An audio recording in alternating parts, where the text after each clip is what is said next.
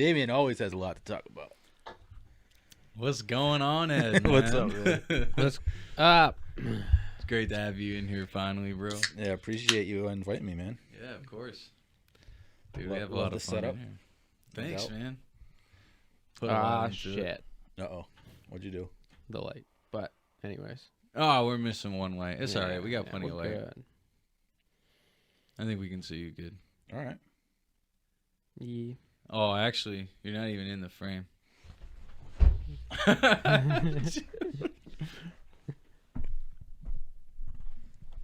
You gotta get the wide angle.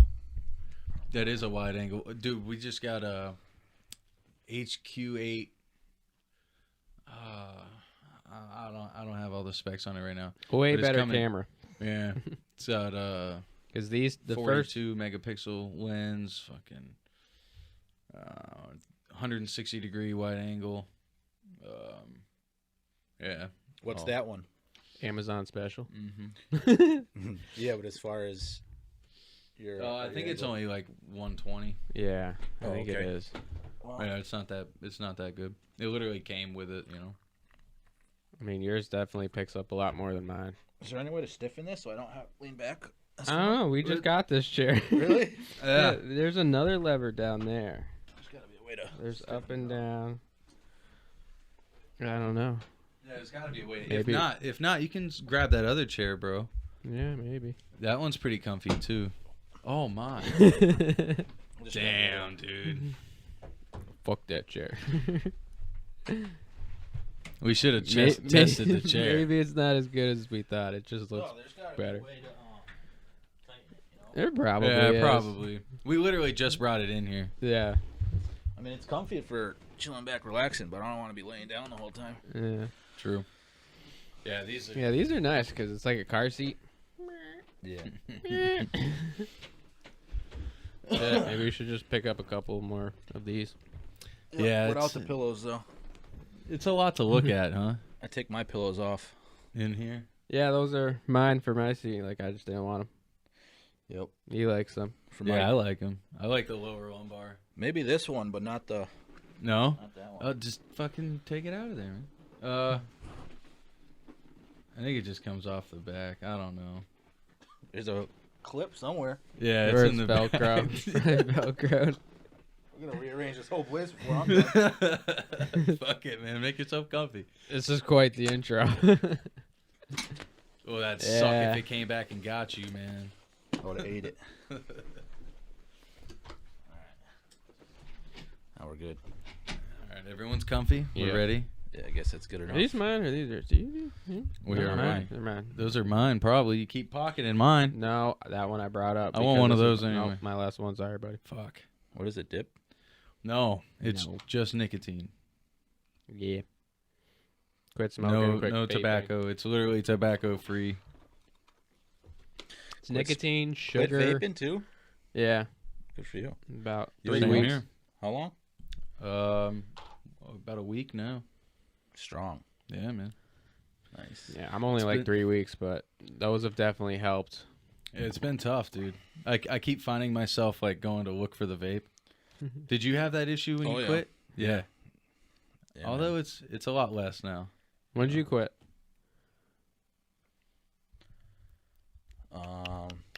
And was it like cold turkey? Yeah. Yep. Ooh. Everything I've quit has been cold turkey. Mm. So, what are we in? We're in June? No, we're in April. We're in April, yeah. Mhm. Coming up towards the end of April. Let's say 24th, 23rd, So I 24th. quit drinking in November, and then I think about January. I might have put down the, but I don't know if it's been a full year. Bring up your mic a little bit. I just don't know if it's been a Yeah. full year Oh, yeah, or not. Huge difference. Yeah, I just don't know. So it's either been a couple months or no, it's got to be almost a full year. Nice, dude. Yeah. That's huge, man. You're like on the other side of the hill now. Yeah, I don't want it at all. Yeah. Yeah, that's awesome. Nice. How much like freer do you feel? Is it like a huge uplift knowing that you've I mean, you, not like because for me being there, like to fully give up that nicotine, like I don't even see the end of that tunnel. And then for you being on the other side of that tunnel, like what's, Yeah, I mean, you definitely feel the relief. I mean, it's probably more so like in the first month or two, you feel like the refresher just because you're like reaching for that habit, you know. But now it's just like hasn't been part of my life for so long, so you don't even think about it. Mm-hmm. But yeah, not being tied down to stuff like that is pretty big. What about being Yeah, man. around it? No, Nothing? no wants, and I don't care what anybody else does, you know. Mm. So Yeah, I mean, there's some people that quit and they're just like, I can't be around it. nah, Mm-hmm. I'm not like that with anything like smoking weed either. Yeah, but I Right. think the people that are like that, it's like they actually didn't want to quit. Like, they didn't quit maybe for the right reason. Because if you can't be around it, that means it's still like there's something being triggered. That's how my Right. father is. He smoked for over 40 years, and then one day, he looked. This is his testament. He looked himself in the mirror and spent almost a full day just convincing himself that tobacco would get him sick, that it would kill him, and now to this day, like ashtrays, he'll hold his breath, going past him. He completely convinced himself, and I mean it works. It's kind of wild. Mhm. He won't even smoke blunts, papers only. Wow. Yep. Yeah, see, cigarettes, man, I don't like being around the smell. I don't think anybody does really, but Mm-mm. but no, I'm not like that where it's like, ugh, I can't be around. There's like, I don't really like that that mindset of that, you know. Mm-hmm. But I mean, if it works for other people, then have at it. But Yeah, I mean, when Yeah, I'm whatever around gets it, you. I get the random craving sometimes. Like, it'll just smell good. It's like, I don't know why that smells so good, but I kind of want one.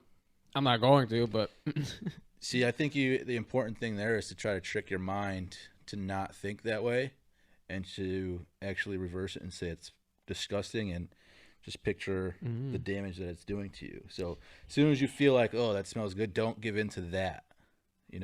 Say, oh no, that's actually disgusting. Mm-hmm. Yeah, definitely. 9 out of 10 That's- times it is. Yeah. Anytime I have like an urge, it's like it's easier to just tell myself like I'm gonna be on the other side. That's just all I can tell myself. Like, Being I'll free be on from the it. other side. Yeah. Like it comes and goes. But yeah, having these, man, it's definitely helped out a lot. And I can feel myself slowing down on these. You know what I mean? Because like, I don't know. that's- Last night that's I why think I I had like- like 20 of them because we were drinking. Oh, I yeah. was crushing through 'em. And plus we were smoking stogies, Yeah. bro, big cigars, man. Wow. I had one from Cuba. It was not a Cuban, but it was from Okay. Cuba. Yeah, I can't believe we actually smoked that entire thing in 2 days. Yeah. Yeah. Drinking some whiskey, Oh, well. smoking some cigars, or what? Nobody got Ooh. the whiskey. No, just beers. Yeah. Oh, yeah, right. You had rum. Yeah, you drink enough Well, no, beers, I- though, it can be like the whiskey. I had bourbon. Enough. It gets you there eventually, man. We had some liquor. You had the rum. I had bourbon. Yeah, last night we did, but yeah, we should have had Buffalo. That's my fault. Yeah. It's my fault, That's honestly. I should have got it. alright. I should have picked it up before I knew the weekend was. I was more shocked the fucking log cabin didn't have any. So to fill you in, actually, no, you do that. That's your. What do you know? How much do you know? Should I start from like the way beginning? Does he know anything? I don't know what you're talking about. Know about what? His My son that passed. Oh, because she was pregnant? Yeah, like Oh, really? Oh, I'm sorry, man. That sucks. well, he came into this world a little early, but there was reason. He came in at 23 weeks, 4 days, and he was at the NIC unit for 52 days. So we got to still spend time with him, but he did pass on the 14th, and we just had the funeral Friday. Oh, okay. Yeah, Yeah, so- it's this whole weekend's. yeah. been, And he was born pretty February emotional. 21st. So basically, from that day up until still his funeral, life's just been kind of a wreck. Mm. Going through all of that roller coaster.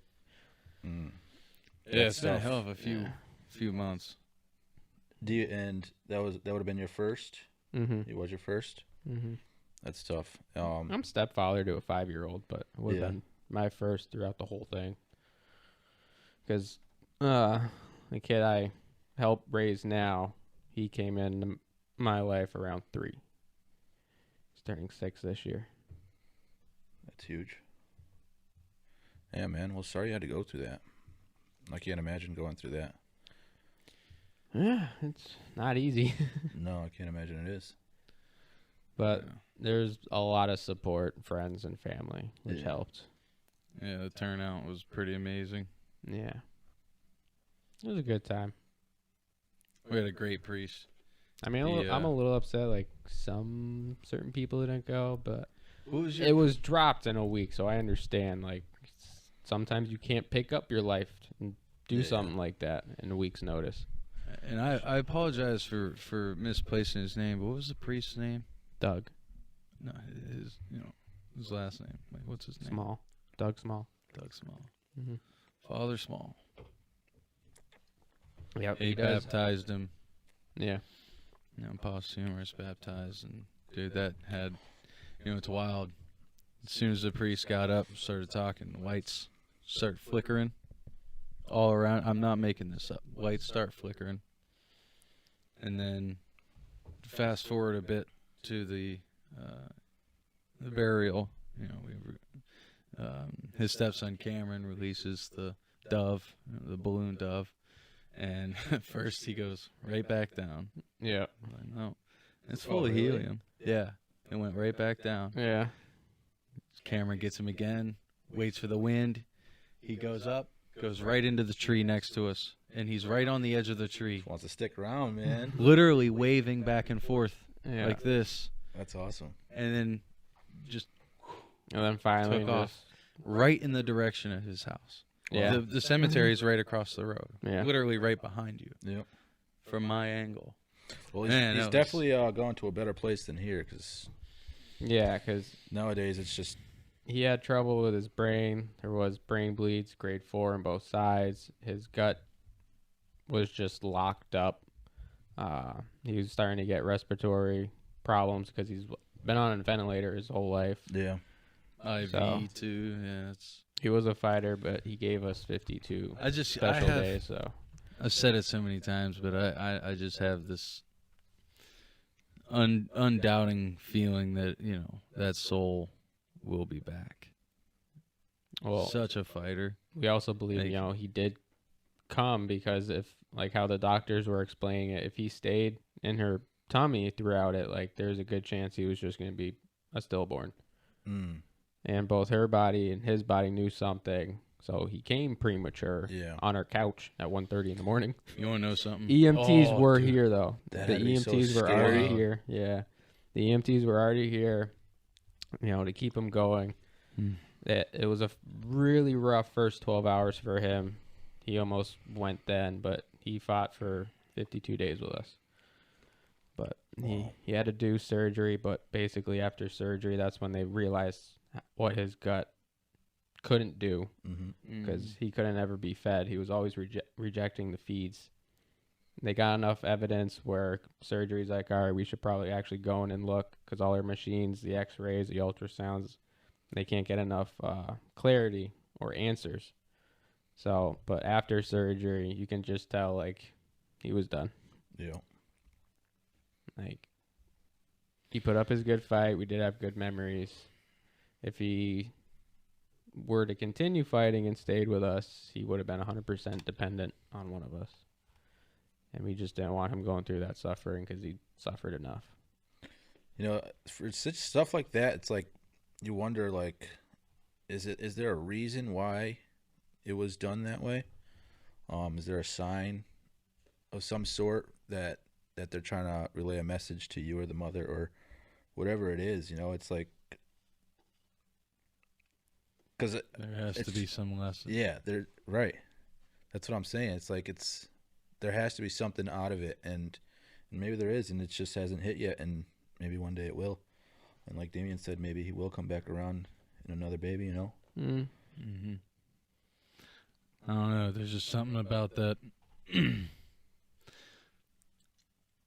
The way I see it was his body wasn't prepared for him. you know, and like a just like a easy way to take it, you know. I don't know if there's an easy way, but yeah. Right. But trying to I know what you're find- saying. Yeah. No, Shalon likes to believe because both her parents are passed, so it was part of, you know. But he gave us Daniel for the 52 days, but it's her grandparents wanted a grandchild, so. Now they got him. They're Mhm. with him. Yep. I like that. Yeah, because it was only her mother that got to meet Cameron, her first son. Her dad has passed for about 10 years now. So things work in mysterious ways. Yeah. Oh yeah, man.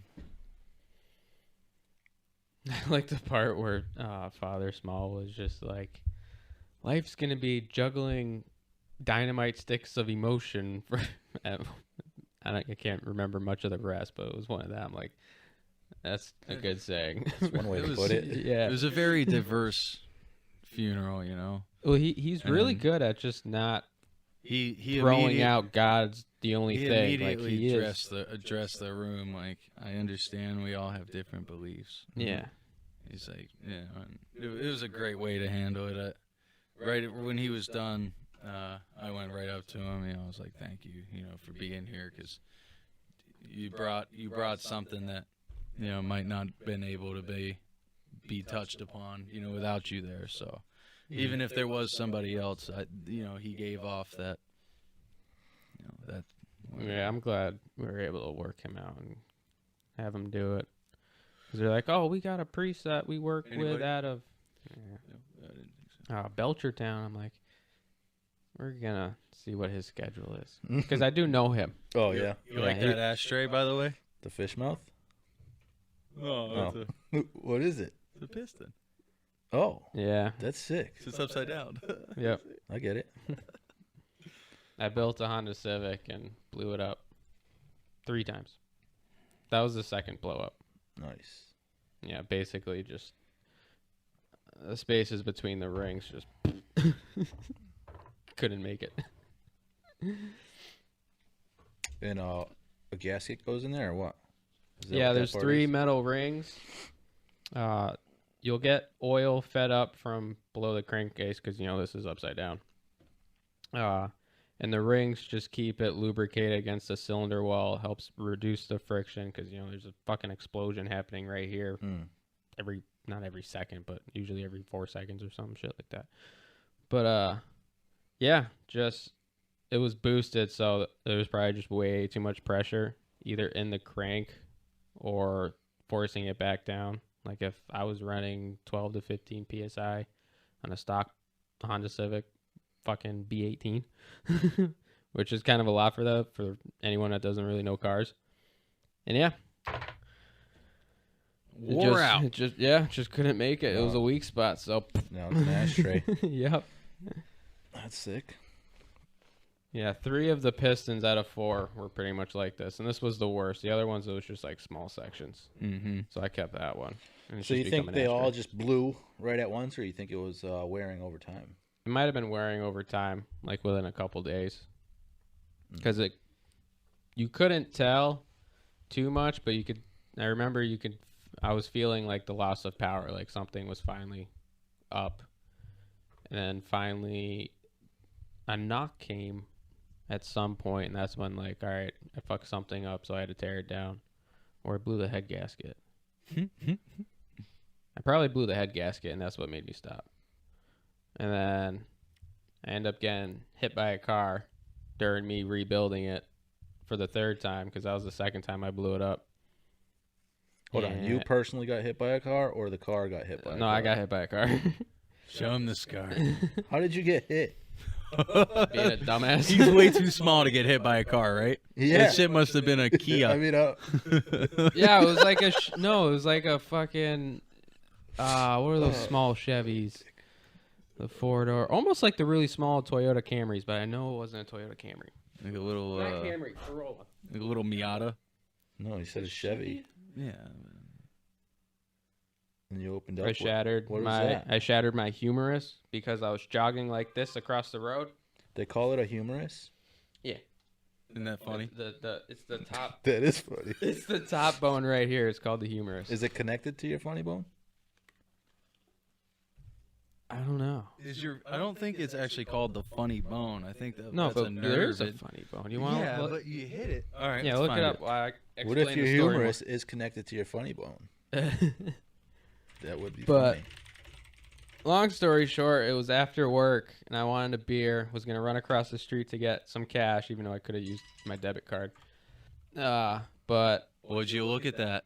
The humerus is connected to the funny bone, but it is an ulnar nerve that runs along the bottom of the humerus. Maybe that's why they call it the humerus, and maybe that's why they call it the funny bone. Yeah, that's the humerus funny shit. bone. that makes sense. Huh. Wow, Look at that. gotta love science. But yeah, it was the top of that bone that fits in your collarbone. Oh, no, not collarbone. But Rotator cuff. How did you get opened up like that? Surgery. I had okay. I had a 6-inch plate with like 13 screws in it, holding it all together. Because basically the top of that humerus, it's kind of got like that knuckle that fits in the joint, Right. and it just pretty much blew apart. Shattered. Yeah, Wow. like the top of it. So when I had the plate, you could feel it, the top of the plate, and I can only rotate my hand basically at head level because anymore I could feel the plate dig into my rotator cuff. Oh. Yeah, so like 10 months after surgery and after it healed, going through physical therapy, the doctor, I told her like 4 months later, like when I started physical therapy, I'm like, nope, this plate's got to come out. Like, no, just keep it in. But finally, 10 months later, she listens to me like, okay, we can do surgery and get that out for you. I'm like, yeah, because, ow. Yeah. The plate was stopping me from keeping going any further in PT. And PT at that point was kind of giving up on me. They're like, you know what? That's probably what you're going to get. Because even after surgery, she told me, like, I would be lucky if I got 50% mobility back. What is it? 90. You got 90? Yep. That is the only angle I don't have anymore. And you don't really need that much of that, right? No.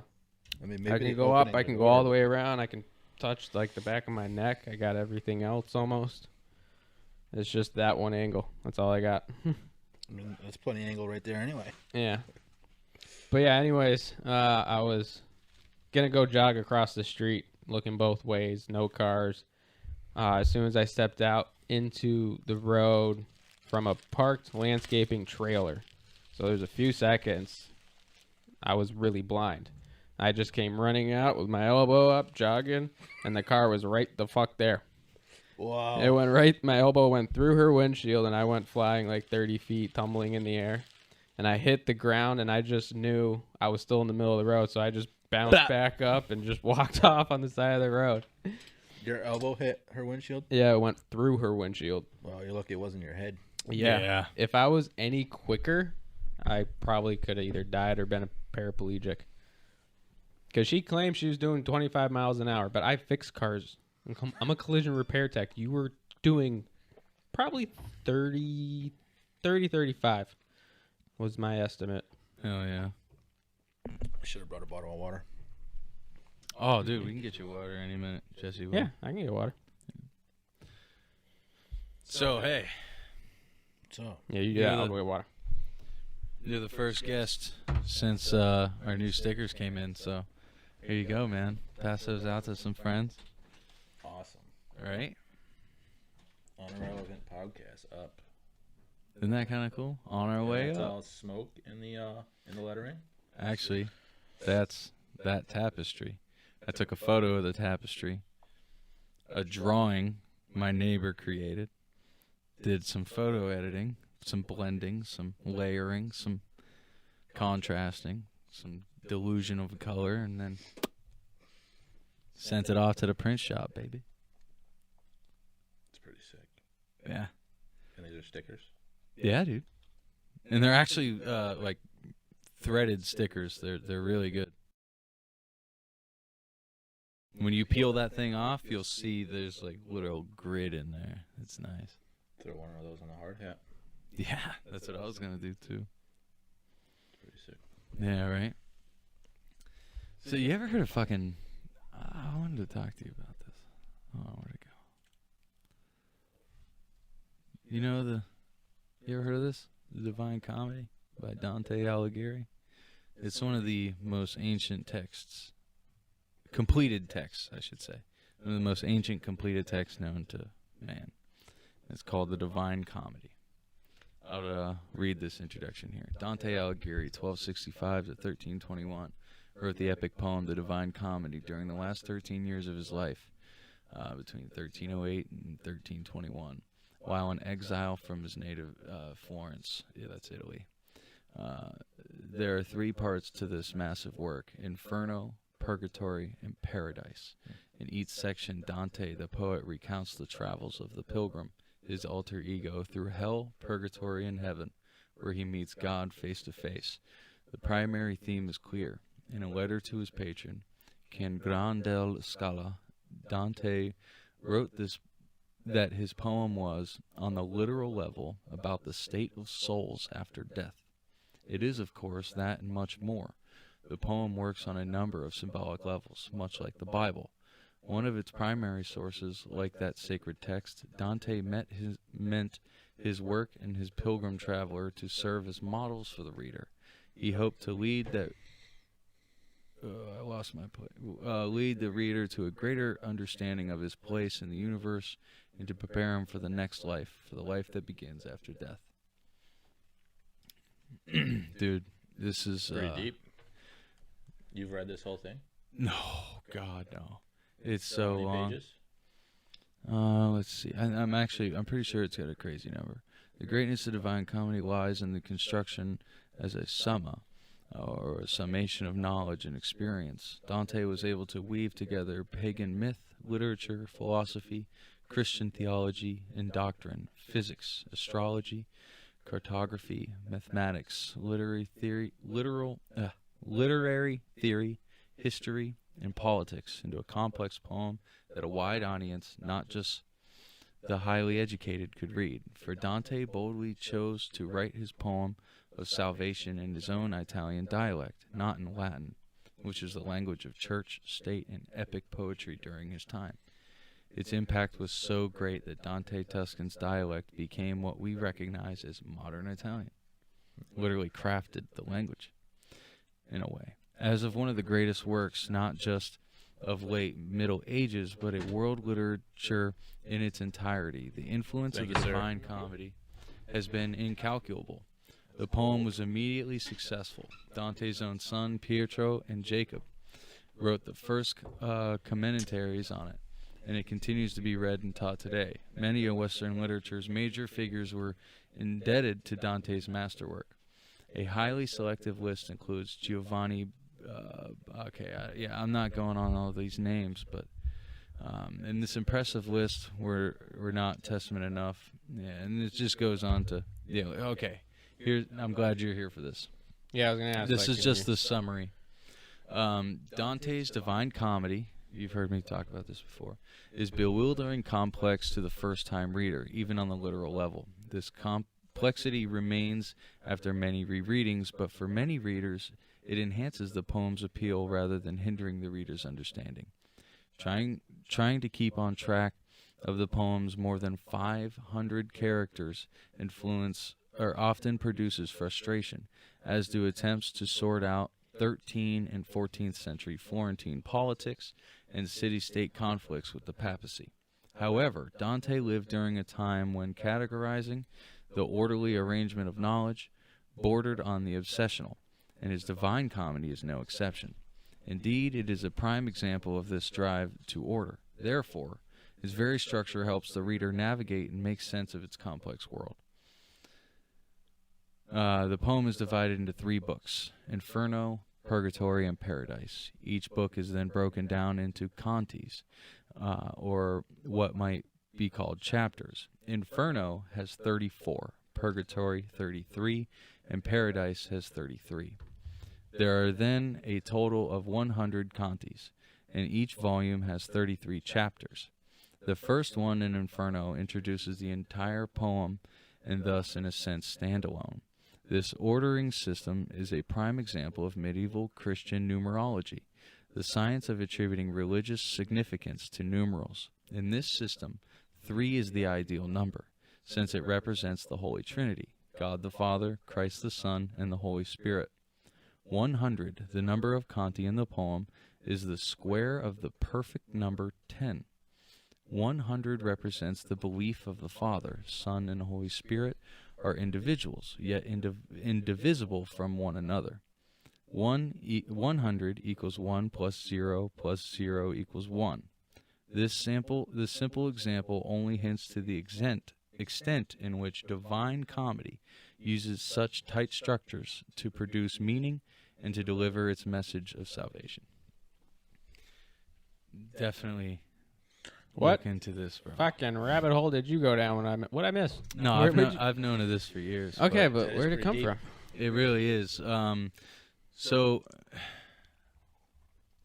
it's really interesting because this like resembles, and just for me, like this resembles more with like an actual connection to God than maybe the Bible. Only because the Bible would, is because this is different from the Bible. That's why it puts that connection.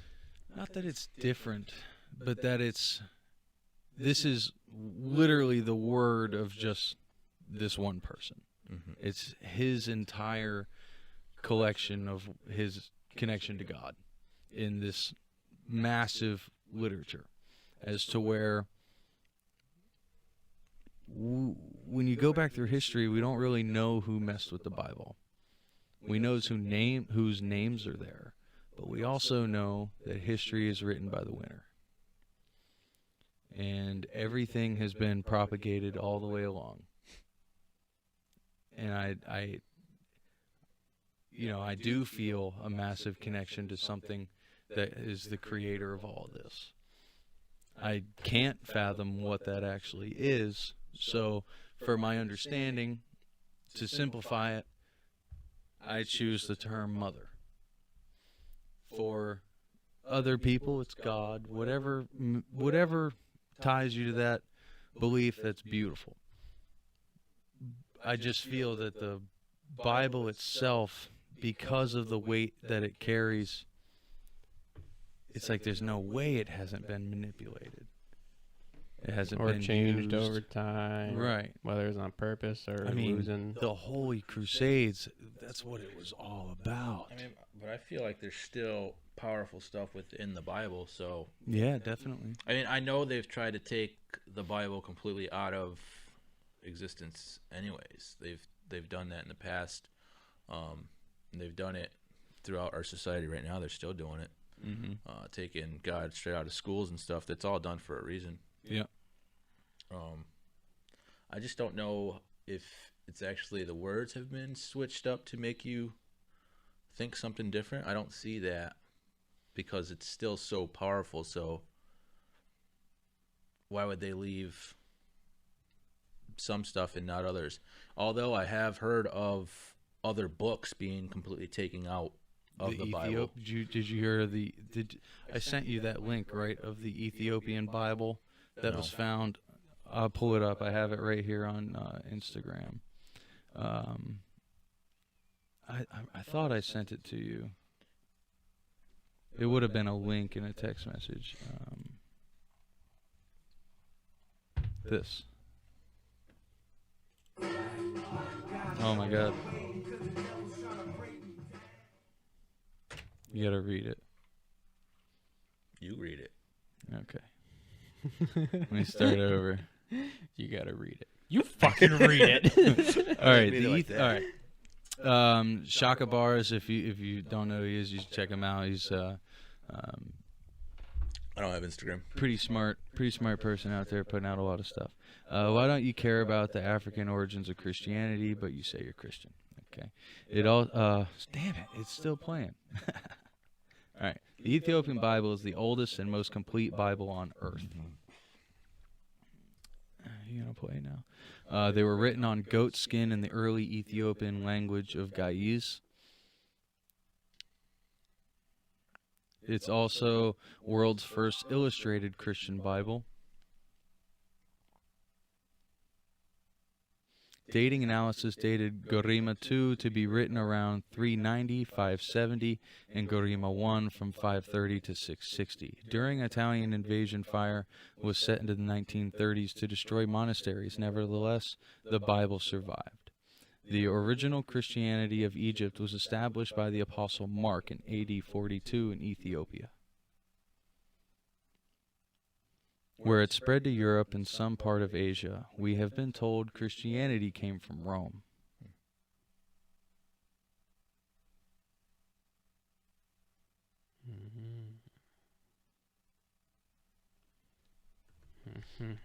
Interesting.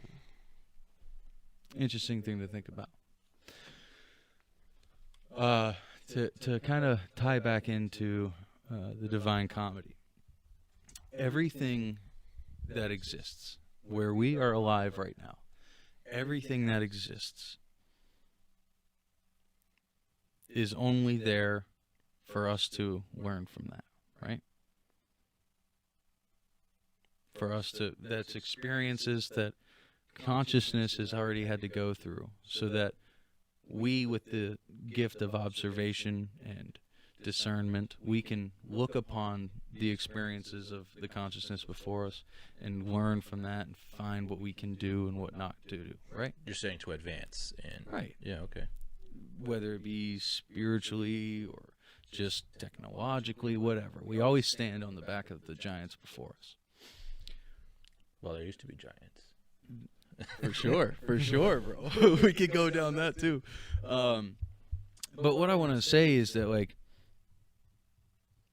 when you're in that psychedelic realm of infinity, right, and everything is just whole.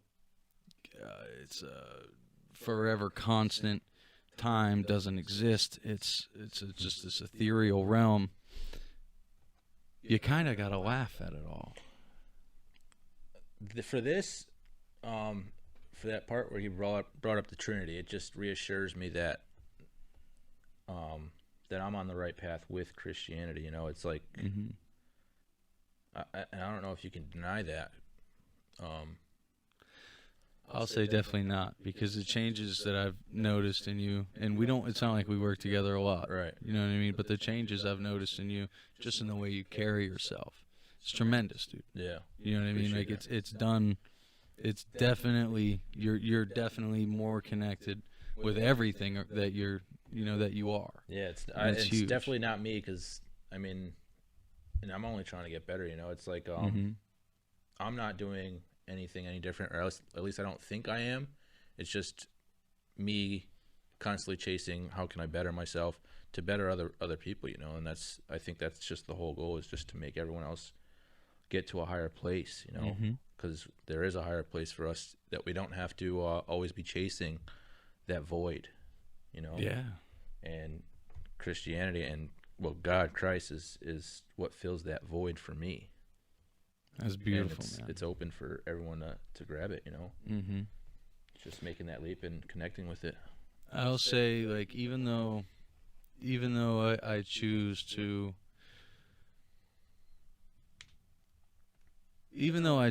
surf in the realm of idealism a bit longer, anytime there are three or more gathered, I still feel Christ. You know, like, I still feel God in that sense. It was put in me as a child, you know, and I remember, like, a lot of my, well, really my only good memories as a small kid was being in church and just feeling that uplift where all the hairs on your skin, every follicle is just open, and you just feel like you're literally rising up, and everyone's rising. Like, dude, that feeling is remarkable. The Holy Spirit is exactly rushing through. My church had a little playground in the church, you know, for Sunday school and stuff, and they had this sweet ass little, like, wooden fucking castle thing.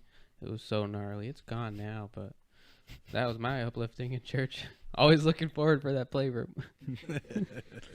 There is definitely something to Christianity that's pretty deep. It's I don't know. I don't even know what I'm trying to say with it, but You know that feeling that everybody gets when they're in like that space of psychedelics?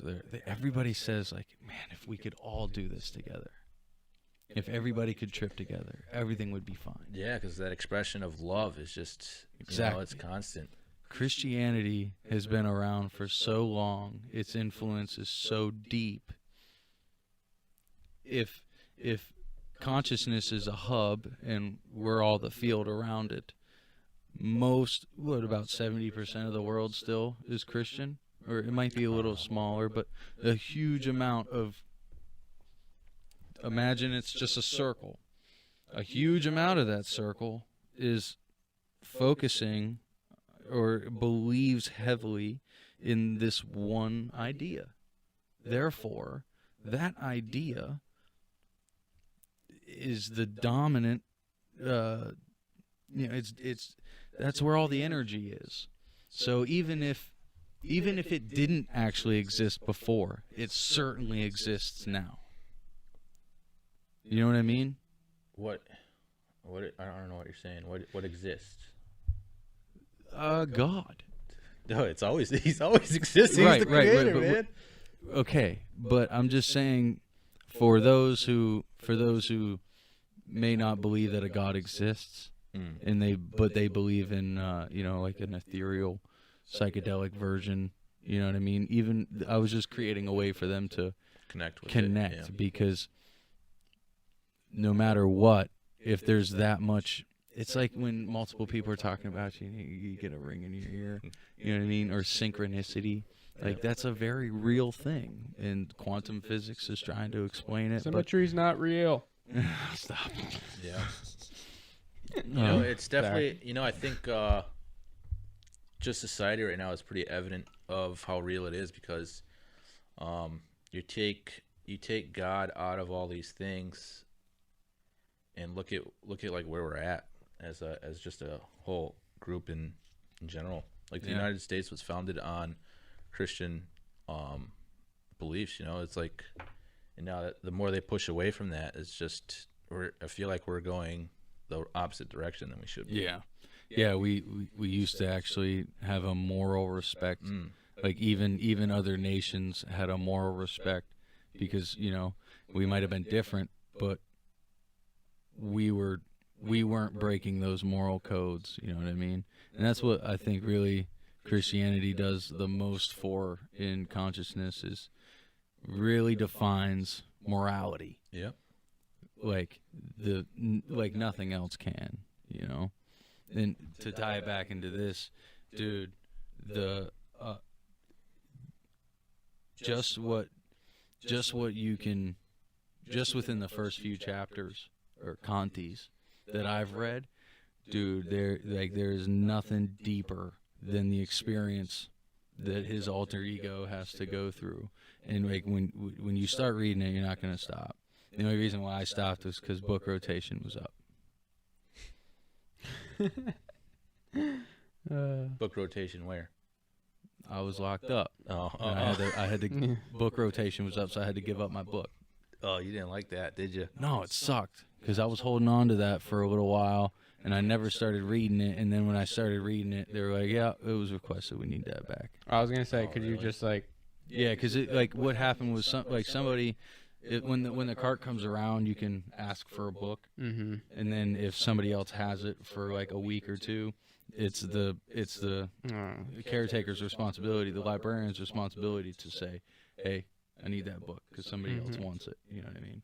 Like you don't get to keep a book. I'm not saying like keep it, but like ask for an extended period of time with it. In jail, bro? You talking about I got an extended period? Yeah, sure you can. Right in the showers, boy. Not there.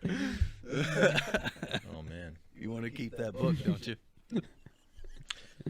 So you never dove back in once you got out of.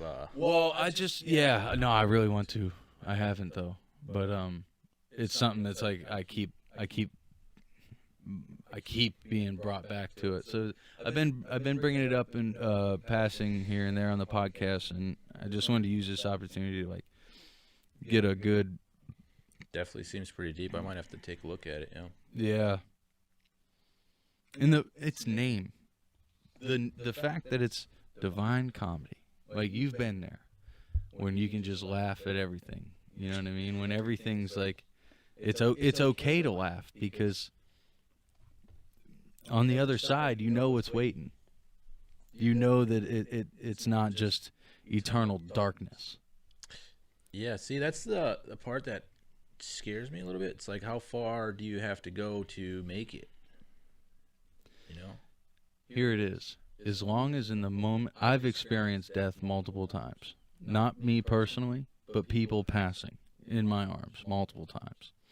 The only thing that matters is in that moment of passing, are you comfortable with the life that you lived? Do you have self-doubts? Do you have regrets? If you do, then in that moment when you go, I can't confirm what comes next, but in that moment, that is pure agony. Agony, dude. So let me tell you a story. Yeah, but do you think once you pass, is like the other side, are you held with that? Like now, you're just in constant agony and no, because the whole you don't have the answer. I'm just giving you what I think. So even if you do mess up in life, the Christian way teaches you forgiveness. Yep. As long as you're able to fully forgive yourself and pass with no regrets, no doubts of who you were. Yeah, no one's fucking perfect. Think about like AA, reparations, and all that. I get that. I'm just saying is like, so, do you believe there's life after death? Or how about this? No, I know. Do you believe in a heaven and hell? Yes. Okay. Yeah, he does. But what would you label? What does that consist of? I think. I'm not saying that you guys have the answers. I'm just. I think me personally. I ain't got no answers. I think me personally that if you die with like regrets, I think that's where your energy's gonna consist. For time doesn't exist. But if you pass in light, if you pass comfortably with your life, then that amount, like even there's many scriptures in the Bible that say like heaven itself is, you can't describe.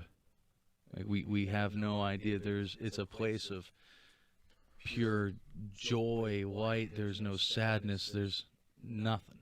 How much of your life would you have right now if there was none of that?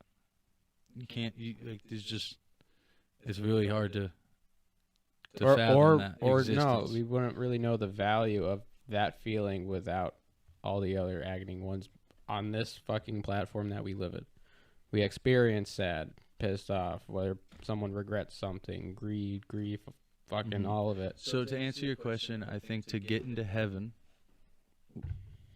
I think you need to be completely confident, or not confident, but completely happy with your life. Not only the fact that you're passing, but the way you've affected everyone around you. Yeah. If you go into that with any self-doubt, then I don't think you make it. I don't think you make it. So I'm pretty sure there is a cutoff. He's like, you get a maybe it's just, you know what?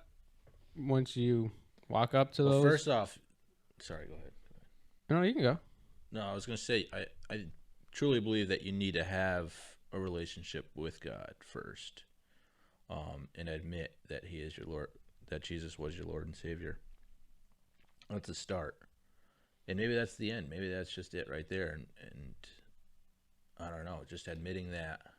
I never understood that. So what does that mean for you? Like, why do you have to say, Jesus, you did? His sacrifice. Yeah, he sacrificed his life, but Right. what was your question? So why does, that's the thing that I never understood, is why do you have to say, like, why is it that's the doctrine? Like, you have to say, Jesus, you did this for me. Yeah, so Why can't you have a connection to God? because if you don't, and you don't admit that, you're chasing a God that's not there, in a sense, like, and you're not giving it to him. I'm pretty sure in the Bible it says that he wants you to admit that. No, you're definitely right about that. It's just something that I never understood. It's like, Because then you're always constantly chasing for what the meaning and what actually is God, and trying to pinpoint it on something. And you don't have that connection. I don't know. so, I mean, that sounds to me like it's like a default idea to just get you to stop thinking about it. You know what I mean? Like, just saying, like, that is what it is. You know what I mean? Instead of trying to understand God, basically. So God wants you to just know, have a relationship with him, but he doesn't want you to understand, No, right? I don't know. You lost me at that I one. don't know if that's what he wants. Well, I'm sure he because- wants you to understand, and you have to take time to develop that. Mhm. With prayer and reading the Bible and just meditating. There's a lot that goes into it. It's just not right off the bat you're gonna have the answers. I don't think. Yeah, definitely. I'll say this for sure, that the day that I did admit it with my words, out loud, and just admit that he is my Lord and Savior, and ask him into my heart, it was just a sensation of release and of relief, Mm-hmm. and there's just like so much peace and joy is like just in that one instant. It's crazy to even like try to explain it, but it's true. It's real. I'm sorry. I'm not trying to. I mean, also, it's. I wanted to find I something. believe. I think That video is hilarious though. I think you'll appreciate this. Johnny Depp. Where's my audio? All the way down. Use radium as a form of that. Now, let me just read this really quickly. This is what we were talking about earlier. So this is like I did just a find and replace in the book of John, which is my favorite gospel in the Bible. It's the most psychedelic one. Just trying to see what happens if I plug in simulation theory into the Bible to see how it sounds. I'll just read it to you. In the beginning was the code, and the code was with the programmer, and the code was the programmer. He was with the programmer in the beginning. Through him all things were programmed. Without him nothing was programmed that has been programmed. In him was life, and that life was the upgrade of all mankind. The upgrade shines in the darkness, and the darkness has not downloaded it. The true upgrade that upgrades everyone was coming into the simulation. He was in the simulation, and though the simulation was programmed through him, the simulation did not recognize him. He came to that which was his own, but his own did not receive him. Yet to all who did receive him, to those who believed in his name, he gave the right to become children of the programmer. It's so funny because you're looking at like basically the idea is when you do the translation, That's because the motherfucker. if wants this to is a see the aliens. simulation, Hold on. then the programmer recognized that the AI inside the simulation had reached a level of sentience that it was actually experiencing suffering. The programmer, feeling this incredible rush of empathy and compassion, went into the simulation as an avatar to try to create an upgrade using his own body as the means to do it. He had his He allowed his own simulation to destroy him as a sign of love for the thing which he had programmed. Jesus Christ. That's what they called him. Yeah. That's the idea. Oh, that's awesome. Dude, I feel like it's like the best 2 minutes you could watch. That's right awesome. So have you ever heard of the raw contact? Like, No, I can't say I have. so there's this audio book that I listen to quite a bit, actually. Let me get the Raw Contact. Raw Films. Raw Films. RA. Oh, of course. Teaching the Life of One. Law of One, yeah. Oh, The law of oneness. I am Ra, and I love this already. This is it's powerful, man. It just makes you think. I'm going to read this first little dissertation here. I am Ra. We came to our people to enunciate the law of one. We wish to impress upon those who wish to learn of unity that in unity all paradoxes are resolved. All that is broken is healed. All that is forgotten is brought to light. For thousands of years, those of Ra have sought to teach the law of one to seekers of truth on earth who wish to learn of the unity or oneness of all things. This basic law of all creation is buried deep within each of our hearts because we really are one in love and in light. The building blocks of the universe. Oh, I should have kept that. I fucked that up. We are all manifestations of the one infinite creator. We are the creator. We are not learning this law for the first time, but are remembering it yet again, as all mystics have taught throughout Earth's history. Our journey of self-realization is the discovery or remembrance of this essential truth, our essential identity, a waking up, as some have called it, within an illusion of separation. Dude, that is amazing. I feel that so deeply, dude. So what happens is they're like trying to communicate with, like, Raw is it's not just a one person or one mic, right? One being, you know, it's not a one being. He says it in the book, but they're making contact and they're like relaying messages and asking questions of just life in general.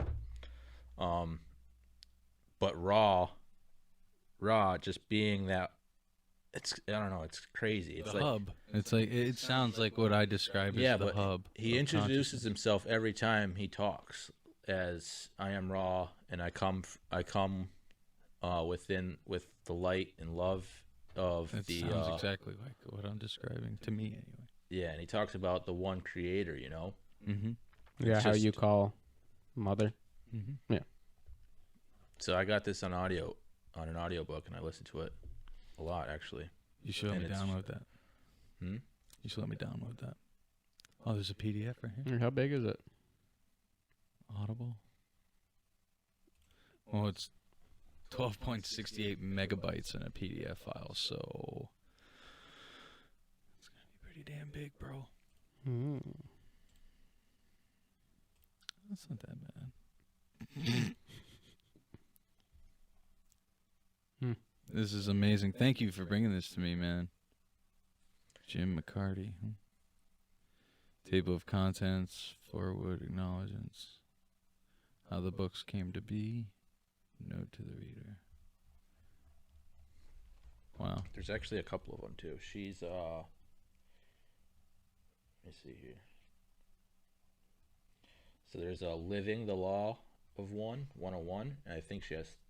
Oh no, she meant to make 3 of them. So she wanted to make a 101, 102, and 103, but she died before she could make 102 and 3.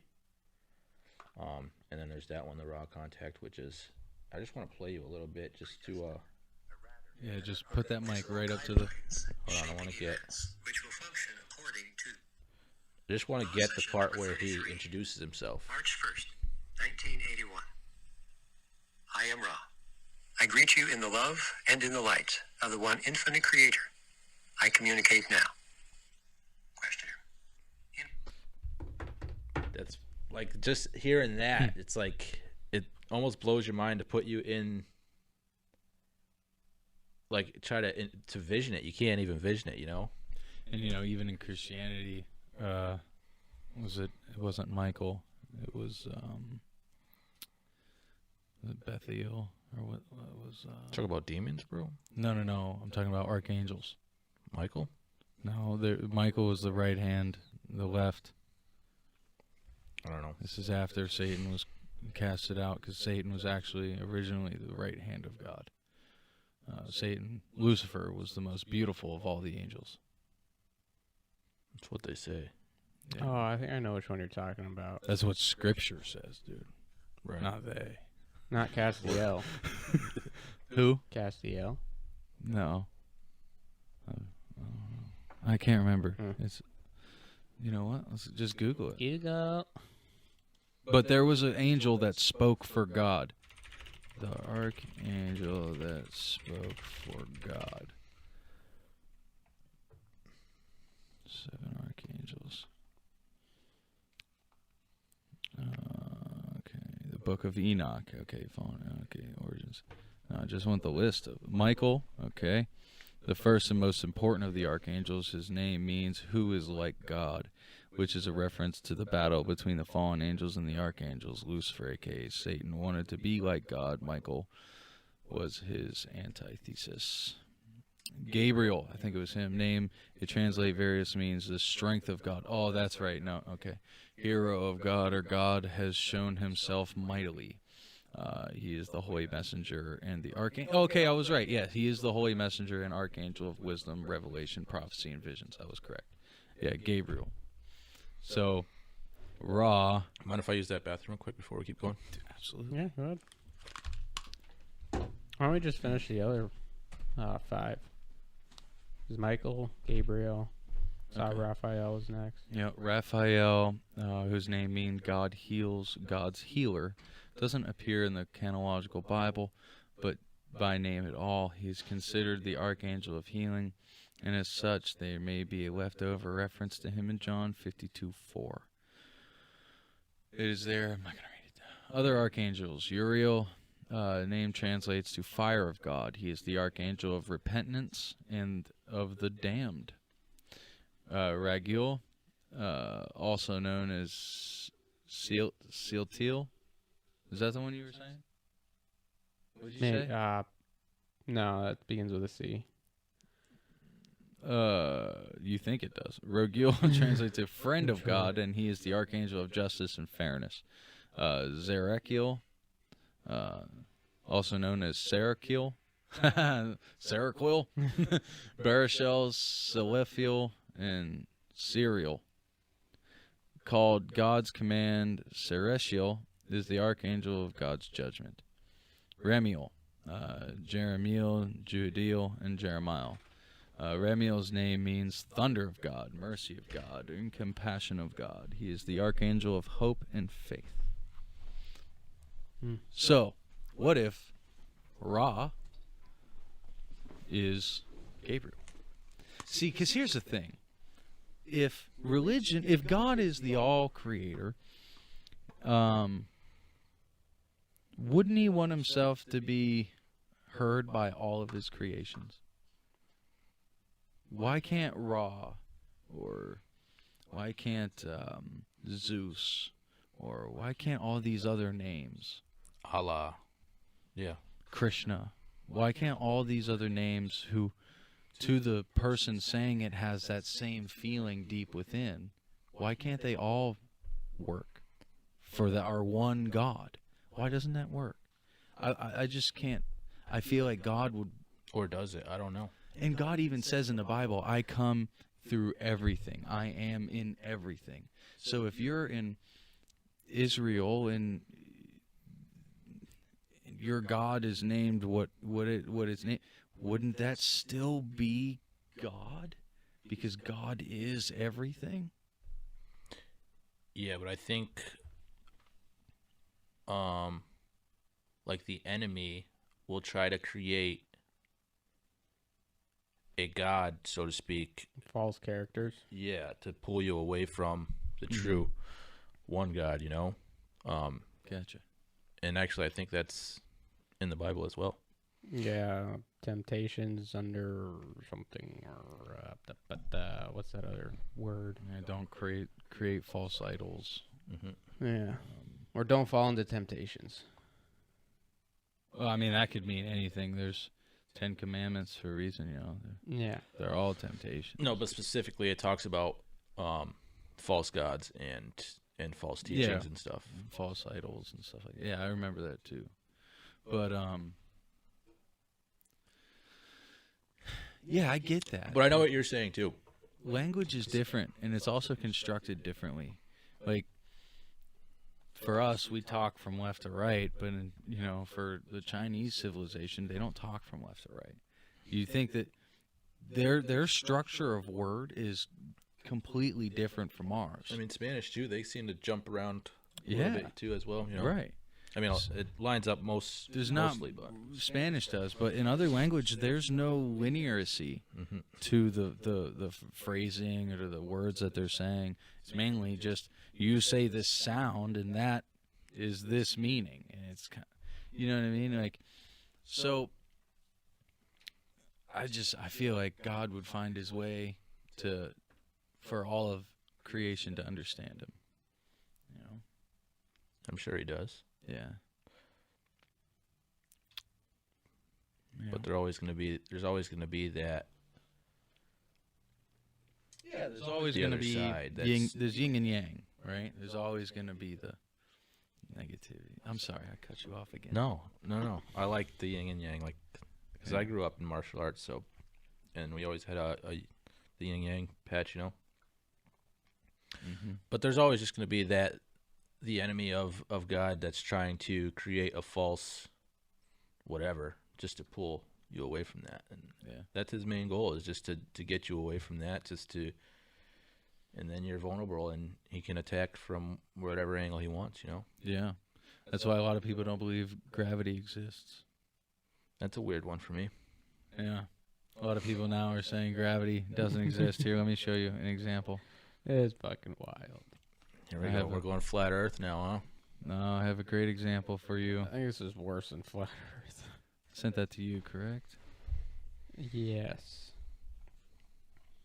Because in the first sentence, Come on, it wasn't this far up. of her saying, Where was it? it might. Are you in? You're in the. Yeah, I'm on. Maybe that was year specific. Yeah, sent it. There it is. Say we don't actually need gravity, but that's a different thing. What Like, do you mean by I that? saw someone do this. Was this a TikTok? We were watching something where someone's like, "We don't actually need gravity." We were watching this with me. Like, we actually don't need it. What do you mean that we don't need gravity? What if it was never invented?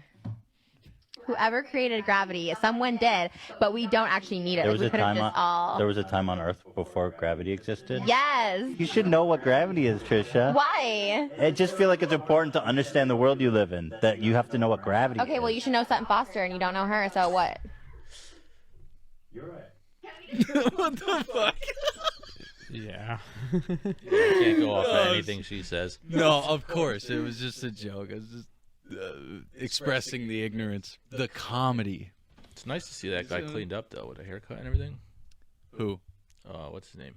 Ian Did you know that person? from the H3 podcast. Oh, yeah, I didn't know. Okay. I didn't recognize him. I know of H3, yeah, but I didn't Yeah, that's him. recognize him. I think his name's Ian. Interesting. Really? That was him? That wasn't H1 or H3. Yeah, it was.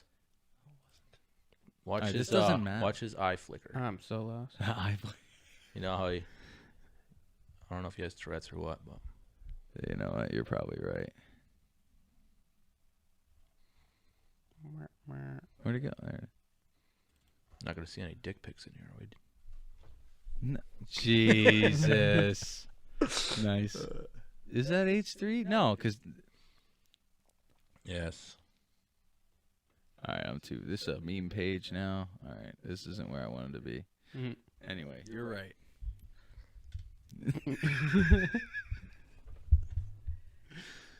All right. Just believe. He's like, fuck the evidence. You're right. I believe you. I really do. I didn't make that connection at all. It is him, because you can. I don't know, and it doesn't really matter anyway. But Yeah, it's a funky... That's a cool way to do a podcast, though, huh? Like, male, female side, you know, like pink and the black, and Yeah. have two different perspectives, one podcast. I like that. That's a cool idea. That had to be post editing though. I thought that Sound. was a split screen. I No, know. that was the that was the That's studio. the whole studio. Oh. They did No, good I with was- that. You didn't see it? No, I don't know if I was paying attention to that. I don't. I always thought Yeah, it it was one room. Because that's not how Right. his podcast has been set up. Yeah, I mean, he see. could have changed. That's why it I'm and saying everything, it's but- not his podcast. I think he's doing a podcast with her. Oh, like Oh, that's it her might be podcast. hers. Oh, come on. Dun, dun, dun. Oh yeah, I'll show you that one too next. Yeah, no, see the table is even split. Oh, They're in the same room. yeah. And they're sitting at just like a rectangle table. Come on, go back to. It'll get past her any second. See, you see the difference in the. It's literally just a black drape and a pink drape, and then they got two different See his eyes? covers on. Yeah, I see it. You see those eyes? Yeah, I see it. Oh, Yeah, yeah. but I did not notice that.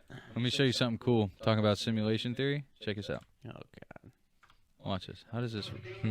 There's been so many of these. Dude, what? There was a football one that they did as well. Telling you, dude, it's a matrix. We're just glitching in and out, man. No, I really do. Definitely fun to think. You know, it's crazy because this might sound crazy, but I truly do believe that we shift through different dimensions and just they're so similar to one another that we can't perceive it yet. But I promise you it's happening. Think we're popping in and out of different dimensions? I think so. To help you understand it, imagine have you seen Doctor Strange and shit, right? No. Yeah. Trust me, watch Doctor Strange. It's really good. Okay. So anyway, there's if the multiverse exists, right? It's a fractal image where layers upon layers upon layers of infinite realities are happening. Well, what creates a new reality? You have a thought. I have a thought. He has a thought. And every single one of these thoughts create a different outcome. It's infinite, right? So that would literally be every single possible thought would change that reality. So that means the very next reality is only one thought away from the reality that you were in prior to that thought. You see what I'm saying? So we are shifting one thought away from our original reality until eventually we're in an entirely new dimension, unfamiliar than the one that we originated in. So when I think of the multiverse, I think, like, so say there was a question that was brought up, and now you have all these infinite different outcomes of that one scenario. Right, exactly. But that, to break that down, that How do you even picture jumping in and out of? I just don't get it. When we sleep. When you sleep? no. I think it's I don't think dimension is it's not physical. It's Right. so. But just a change I in think thought. Yeah, because every single thought can create a different reality. If you were to choose right now to just get up and walk out, that's a whole different reality. You just created an entirely different timeline than the one we're currently on right now. All right, and then you think that there's another reality where I sit here and see it through. Well, yeah. If multiverse theory is real and it's infinite, then every single reality happens. Every one of them. And that's only determined by our thought process. Yeah. Because we are the manifestors of this reality. Right? Yeah, it's a little crazy to think, but I don't know if Yeah, I think you're almost starting to like juggle like believing in just fate. Like we don't have a What? decision. because No, it's already happened. It's Yeah. already happening. Well, I mean, that might be true. But no, I'm just saying in the idea of multiverse reality, like we're only one thought. So every single thought that happens is another dimension away. Like we can't see the difference between the dimensions, right? Because it's only it's one instant slice. It's like if you're editing something and you cut 1 second out of it, you just and it's stitched right back together. You watching it, you don't even notice it. It'd be a millisecond. Because they're so fucking close together. Every single thought creates a new dimension. It doesn't seem different because they're so close together. But eventually, when you cut, it's going to start going. When you listen back to it, that's exactly what it's going to do. And that's the frequency of the multiverse, which if you don't know about, there are quantum fucking computers actually listening to the sound of the multiverse. We're gonna get Listening to the sound of the multiverse. Yeah. You ever heard, like, you ever listened to the sound of our Milky Way galaxy? Yeah, like I know there's sounds that are coming from other planets and stuff Right. like that, yeah. So through quantum mechanics, they've been able to figure out the frequency that our existence is on. 7 point. It's I don't 28 know. maybe? I don't know Something the like exact number. Maybe you might be right, but so we can listen to our dimension. Well, quantum physics allows us to theorize computers, obviously not humans, but they can theorize exactly what I was just saying. If it's that far away, then all they got to do is turn the frequency up a little bit. And then they're tapping into that a higher, because if it's layered, everything's layered, you know what I mean? I don't know. I might be losing everybody here, Yeah, but I can't really picture the multiverse thing. it's something else. That's But maybe anyways, another episode. You see CERN Yeah. What'd they do now? turned it back on. Again? Mm-hmm. Recently? Yeah, there was so I follow this guy on Telegram, Christian Patriot News, I know who it is. and yeah, so he posted a video on it and just the symbolism behind it.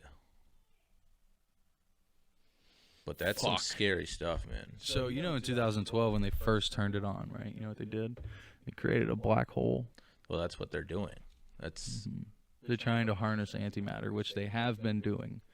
But it takes so much energy to do it because they have to create magnetic fields because if antimatter comes in contact with matter instantaneously, did you know that if the Big Bang, right? If that's real, that's what they're trying to recreate, is the Big Bang. So Right. what happens if this machine can't hold it and they make a black hole to where now we're gone?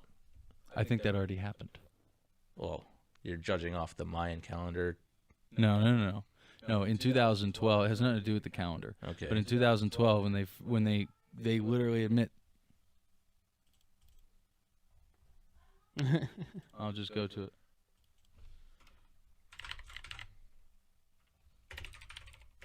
One too many digits up there, buddy.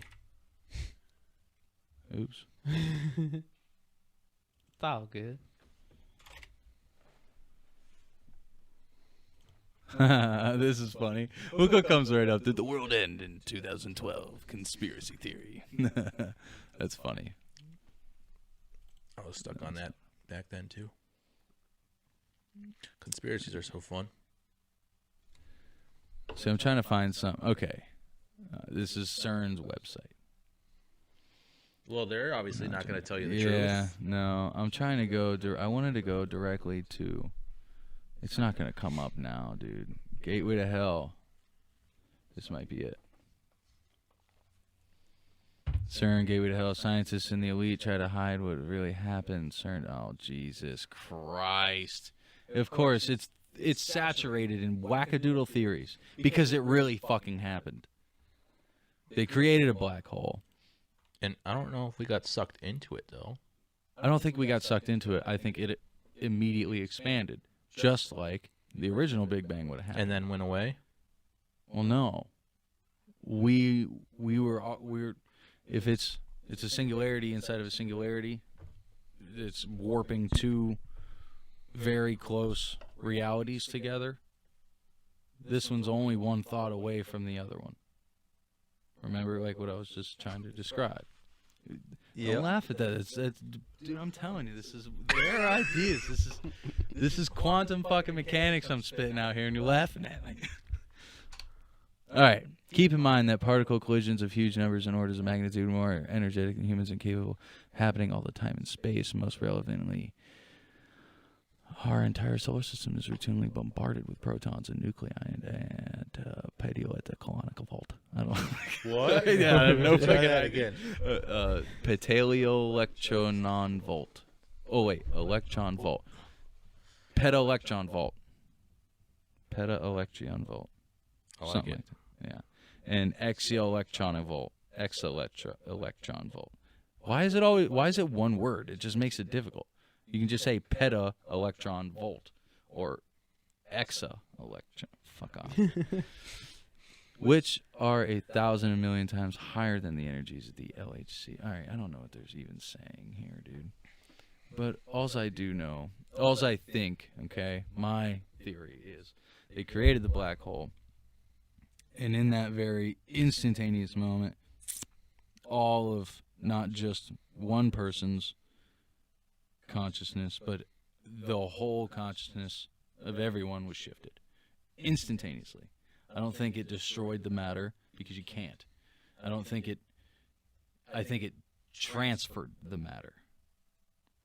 It's not like it opened up and we all got crushed inside of the one that we're already in, or I don't think it just expanded and ripped us all apart. I think it just went, here we are.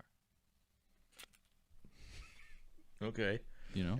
Isn't that a black hole? Well, that's what a lot of theorists suggest. Yeah. I don't know if we know exactly what a black hole is, right? Nobody knows exactly what's on for the other sure. side. Should I show him the black hole video? Did you ever watch the movie Interstellar? Yeah. So you'll appreciate this. I thought this was actually really cool. This is the fact that they got it right. Just hold on.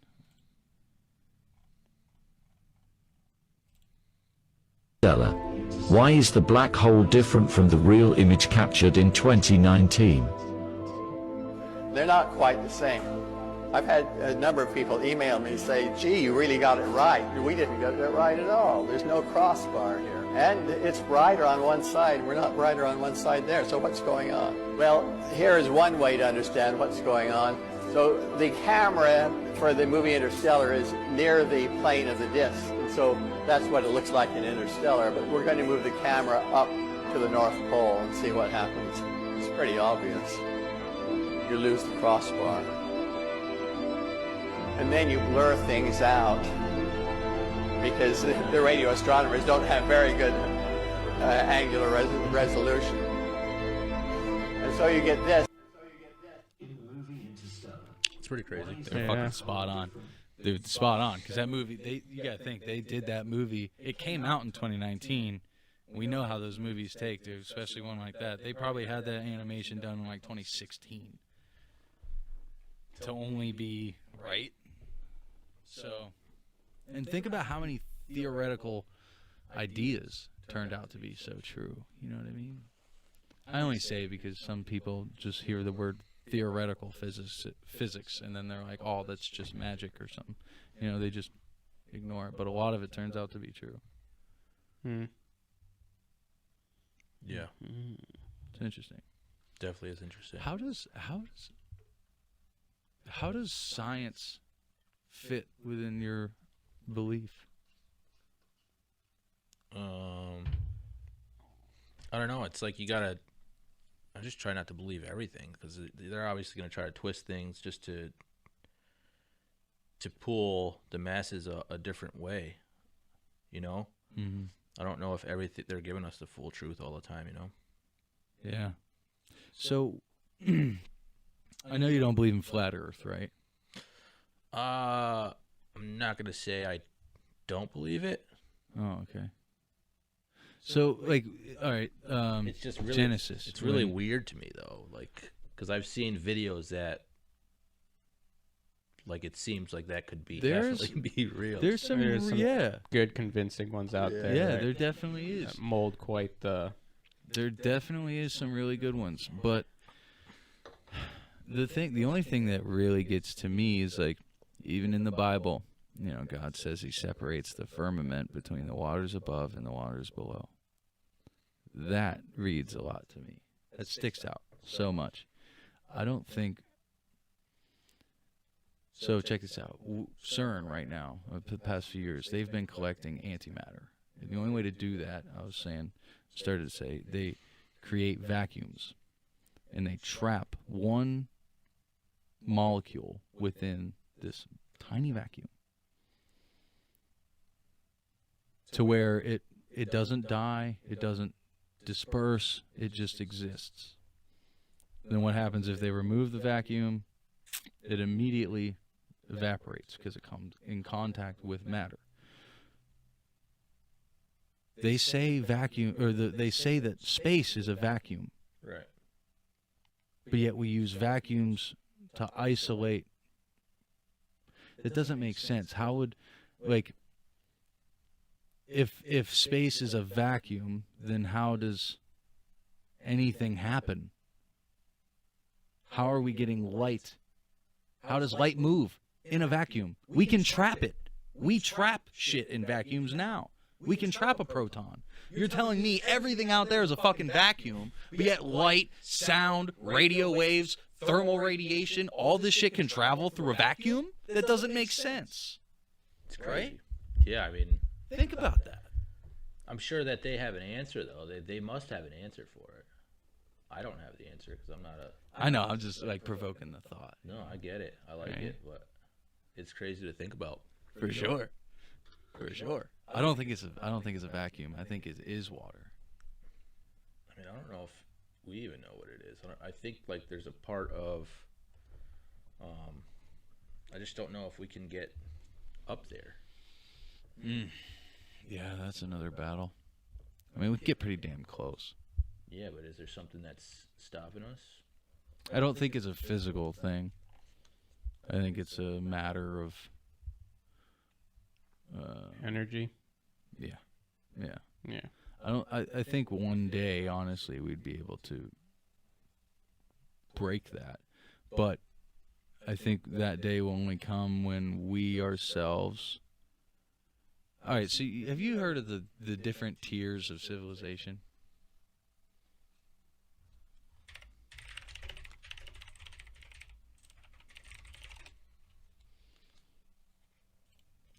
All right.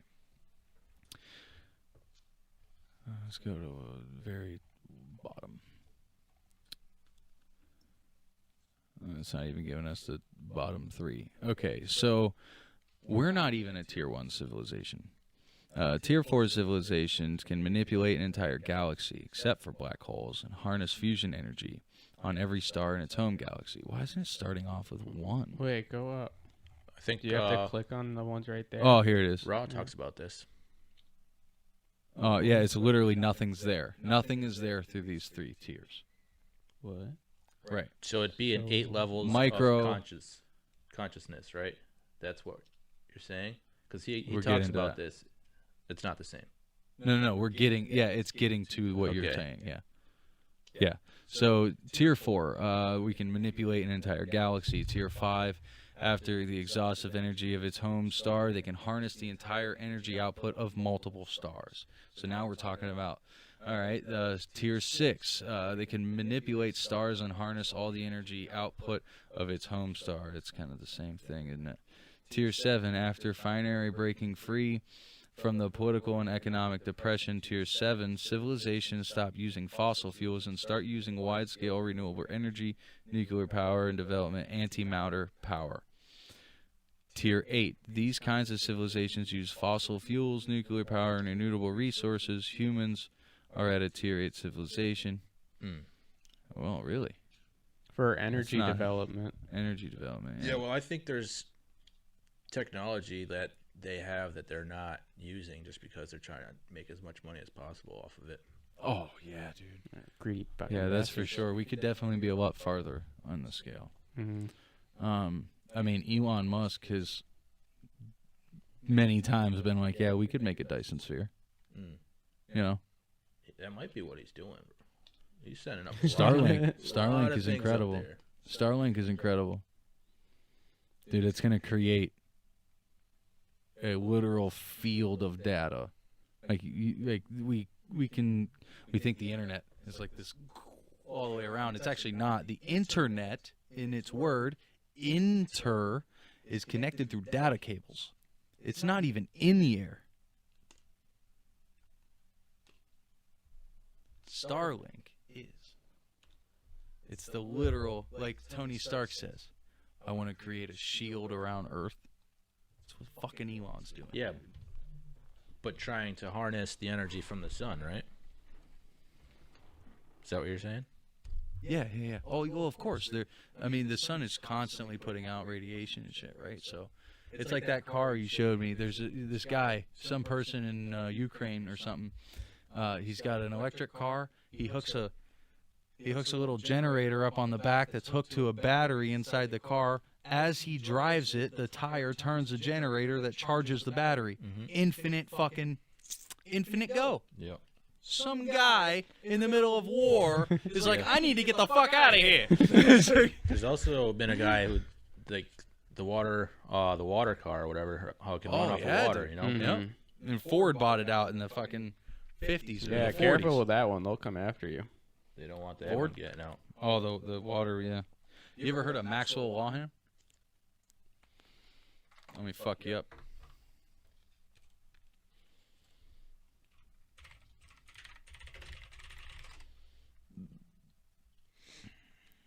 This kid, when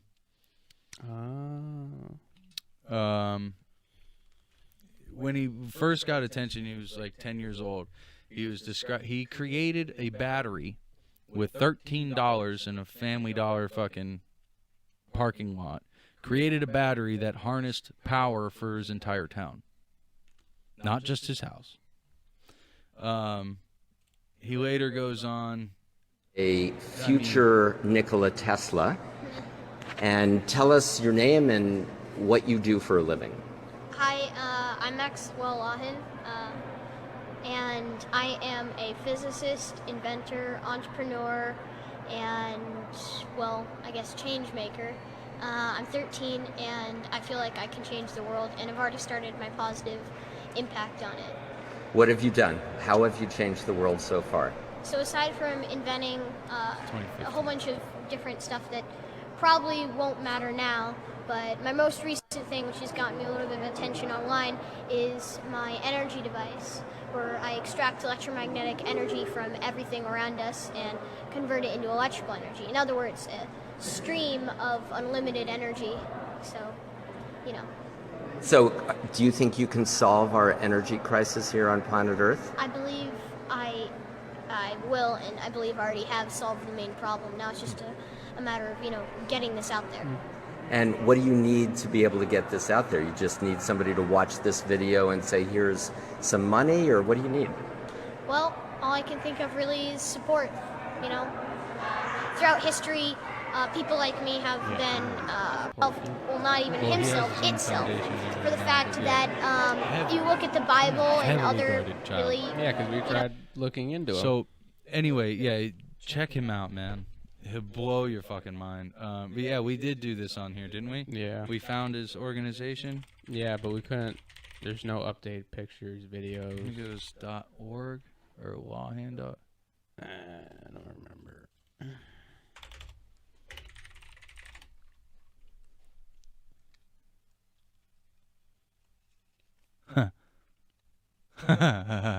Where is he? Where is he? That's scary. What? Yeah, I don't think they'll let him let that out. Dude, yeah, if he's still alive. I mean, obviously he's still alive. He's way too smart for anyone to get rid of. But yeah, but they're going to hold on to him and not let him release it. And dude, all kinds of shit. Well, yeah. All with probably money. They'll just pay him a crazy amount. I don't think they're going to pay a kid like that. Yeah, how smart is he? And he's 13. They're not paying him. They're going to hurt everyone around him that he cares about until he does what they want. That's the only way you can get a kid, man. That, or they just feed him false hopes and pretenses, like you do this, and yeah. I mean that's possible, but I'm sorry. I mean, if this kid can create energy like that, if he knows that he's already figured out free energy for the world. He's 13. Just think about when you were 13, like. I don't want to go ride my bike. Yeah, but you had a level of like, you know. Yeah, you could be influenced, but if you're that smart, you gotta see. I think you're gonna feel. You would be more intact. You know, like he ain't got no fucking fluoride in his brain. You know what I mean? He's like we are right now, all the time. Yeah, he right there. It's like he wants to help. You know, it's like but they may turn him into like a selfish person. You know, Yeah, you don't know. I don't know, not, man. Let's hope Elon got him working, and well, it said CERN got him. Yeah, and there's a lot of symbolism around CERN. Yeah, dude, it's crazy in an evil way. I know. Mm-hmm. Scary. A lot of symbolism in your hat too. No, you got the skull and bones going on. This is my cousin's company there. Oh, is it? Cool, man. Cool. Well, you tell me about Fight or Die. I've told you about this. Fight or Die. Yeah, well, we're on the podcast. Yeah. I don't know if he's still running it though. Oh no. I think he's trying to recreate their website and switch it up a little bit. Cool. Yeah, but it stands for Fight or Die, which is pretty cool saying for me. Yeah. Fight or die. Yeah. I don't know. You've chilled out a bit. I think. I've definitely chilled out a lot. But I mean, for me, fight or die, it's like you got to fight for your family, fight for your friends, fight for your beliefs, you know? Yeah, or you're just going to let the world take you. Discernment is everything in today's culture, man. It really is. That's why I can't stand it when John says that. You know what I'm saying? I mean, yeah, but I'm not going to badmouth the guy. No. Him and I just got into it a little bit ago. So you did? I said that. Yeah. Oh, you told me about that, actually. You did tell No, me. I still love him to death. He knows he's always got a place here, but I'm not going to fucking... I can't stand for that shit to be spread anymore. I can't, dude. Yeah. I literally can't. You could... Self-doubt is cancer of consciousness. And that's all that shit spreads. Mm-hmm. Doubt everything, question everything. Just questioning a lot, yeah. It's like, that's not healthy. Yeah, I mean, for me, it seems like it's just anything that pops up in there. It's like he just gravitates to, kind of. But, so that's not discernment, right? Right. But yeah, I get it. I know what you're saying. Yeah. That's all that is. But dude, fucking how's work been? Work's great. I like work. It's fun. Been working.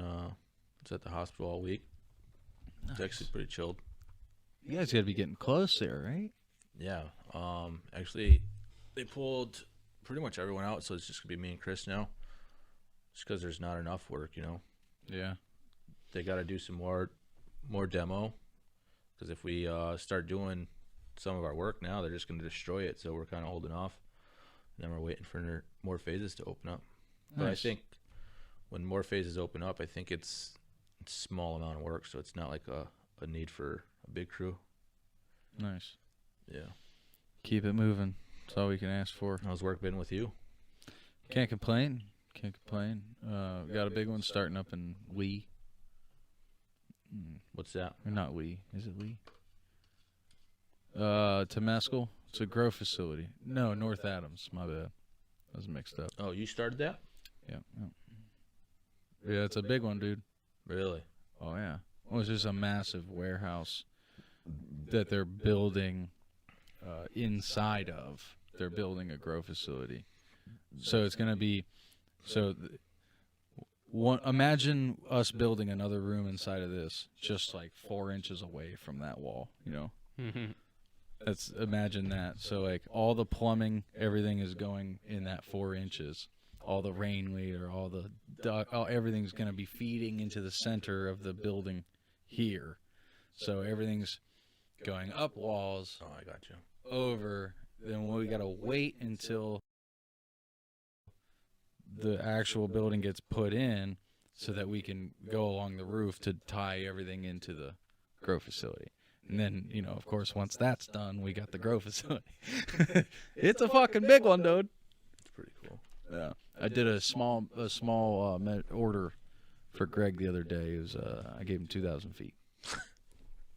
A small order. Small order. Yeah. To get us going. And we need another thing fun about it is you have to have lifts. All the work's from lifts. Oh, really? And your lift has to be diapered. He's got to know all that, though. Oh, yeah, he knows. Yeah, of course. I'm just relaying it to you. It's going to be fun. I know you don't care. You're not going to be there, but. I mean, maybe. Maybe. I don't know how much rate work we got going on. I don't know. That sounds fun. It comes and goes, What though. is, It's so cycle. The application? We doing rubber? Yeah. Well, no, it's fiberglass on plumbing and stuff, but all the rain leaders getting rubber. Really? Yeah. Yeah, and they don't make, it's a 8 and 10 inch. Armaflex company doesn't make anything over 6. So we have to get sheets and make every piece. Wow. Uh-huh. Just in rain leaders. Are you running it? Yeah. As far as I know, I mean. I'm gonna kill it, dude. Yeah. I'm sorry, but time. All right, boys. It's been fun. Absolutely. You gotta come back in. Yeah, again, you'll be man. back. It's good combos. Yeah, no doubt. We'll come back. We'll do like a 3 hour. Oh, what? 3 hour hangout? 3 hour, yeah, man. All Where you right. gotta go? No, I have to call my boss. Her and I just want us time a little bit, Yeah, with that Cameron makes and stuff. But we still have to get him in bed and everything, eat dinner. Yeah. Start to talk Dad about life. like how the week's gonna go. We thought we were gonna try to go back to work, but we may take one more week. I would, man. Take all the time. Yeah, just to finally start trying to figure out and getting back into life. Right. Yeah. Tough transition. At least there's good people around you guys. Mm-hmm. That's a nice thing about being a good person. Is you I mean, my try- boss wanted to stop by like an hour ago, but I'm like, I'm busy for a couple hours. Would have been a little better to see you at the funeral, but whatever. He's cool with you taking time off and stuff? Yeah, they're not hounding me at all to come back. They have had a similar situation. It's a family-owned body shop. There were 3 boys. They did lose a son when he was 16. Oof. So they all kind of know what it's like to at least lose a brother, lose a son. Yeah. Yeah, because Mom and Dad are still there. Dad finally gave it to his son, my boss, Chris. So it's a small shop? Yeah. They get some big work in there, though, dude. Yeah? Yeah, we've done dump trucks, He's saying semis. small shop, but they got some big shit in the back. I used to do the landscaping there, man. And trust me, there's a lot that I had to be careful of out back. We painted a few of Red's trucks, like they're big fucking rotators and shit. They're in what, Westfield? Florence. Oh, really? Mm-hmm. It's 1812, paint and body. Pretty respectable little spot out here. Yeah. You get good business. Yeah. Awesome. Well, thank you. You're not on social medias or nothing? No. Twitter. But what about you? Are you still streaming at all? No. I was thinking about starting back up, but no. All right. Then I would have to set up my whole computers again, and I don't really feel like doing that right now. It is a lot of work, dude. I get it. Yeah, I mean, audio alone is just, it's a headache sometimes. Well, I got my hands deep in there, so if you ever need a hand, let me know. Yeah, but I can't. You use Blue Yeti? I do have a Sherpa? I think I have a Blue Yeti mic, but I have another one that I think works a little bit better than, I don't know the name of it, but it was only like $40 and it works pretty good. Really? Does it come with like software and stuff? No, it's just a USB mic. It's not even XLR mic or anything. Yeah, neither is Blue Yeti. Right, they're we're- USB mic. Well, just we're gonna be doing a giveaway here soon, and likes, shares. You're and gonna all give that. me the mic? I'm gonna be doing a giveaway, and likes, shares, and all that stuff get you entries in, and including in that is gonna be a Blue Yeti mic. Sweet. License included and everything. That way you can put it on your computer and have digital ownership as well. No It's doubt. never been used and stuff. So, yeah, Mm-hmm. I love their mics, but especially the software it comes with, dude. Because whatever you want, you can literally say, "I want to sit back 6 inches," and it'll dial into where you're at. Oh, really? Yeah, dude, they're good. Wow. But you want to use LG Hub instead of the Sherpa app. Sherpa comes with it, but if you download